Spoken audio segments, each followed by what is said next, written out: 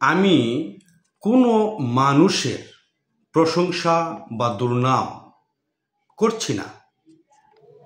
বর্তমান যে চিত্র তার প্রেক্ষাপটে সামান্য আলোচনা করছি মাত্র।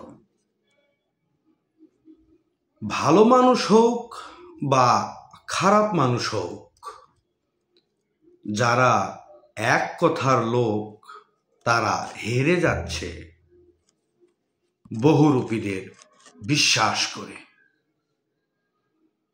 ভালো খারাপ উভয়ে ক্ষয়ে যাচ্ছে, সমৃদ্ধ হচ্ছে ওরা যারা ধোঁকাবাজ।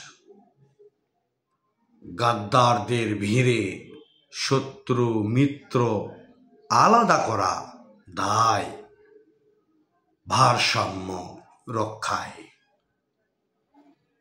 আমরা আজ নামে মানুষ, মনুষ্যত্ব কি তা অনেকেই বুঝেই না।